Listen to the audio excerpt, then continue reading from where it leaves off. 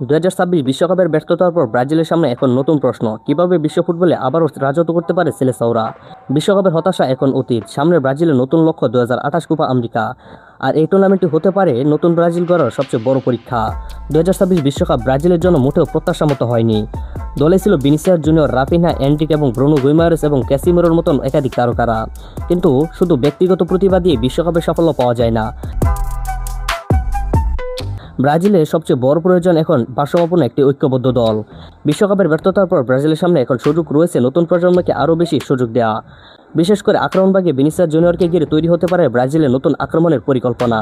তার সঙ্গে Rodrigo, Raphinha এবং উঠে আসা তরুণ প্রতিভারা যদি নিজেদের সেরাটা দিতে পারেন, তাহলে ব্রাজিলের আক্রমণভাগ আবারও ভয়ঙ্কর হয়ে উঠতে পারেন।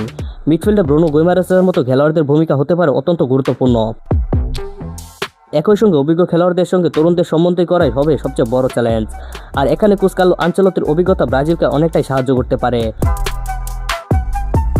বিশ্বের অন্যতম সফল এই কোচ যদি দলটির কৌশল, ডিফেন্স এবং আক্রমণের মধ্যে সঠিক ভারসাম্য তৈরি করতে পারেন, তাহলে 2028 কোপা আমেরিকায় ব্রাজিল আবারও শক্তিশালী প্রতিদ্বন্দ্বী হয়ে উঠতে পারেন। তবে ব্রাজিলে ফিরে আসার জন্য শুধু তারকা খেলোয়াড় কিংবা বড় নামই যথেষ্ট নয়, প্রয়োজন হবে দলীয় ঐক্য, সঠিক কৌশল এবং তরুণ প্রতিভার বিকাশ এবং জয়ের মানসিকতা। 2026 বিশ্বকাপের ব্যর্থতা তাই ব্রাজিলের জন্য শেষ অধ্যায় নয়, বরং হতে পারে নতুন এক যুগের শুরু। এখন প্রশ্ন একটাই, 2028 কোপা আমেরিকায় কি ব্রাজিল আবারও শিরোপা জিতে বিশ্ব ফুটবলে নিজেদের হারানো রাজত্ব ফিরে পাওয়ার পথে এগোতে পারবে? আপনার কি মনে হয়? কমেন্ট করে আপনার মতামত জানাতে ভুলবেন না এবং অবশ্যই আমাদের চ্যানেলটিকে সাবস্ক্রাইব করে ভিডিওতে একটি লাইক করে যাবেন। তো আজকের মতো এই পর্যন্তই। সবাই ভালো থাকেন, সুস্থ থাকেন। দেখা হচ্ছে একটি পরবর্তী ভিডিওতে। আল্লাহ হাফিজ।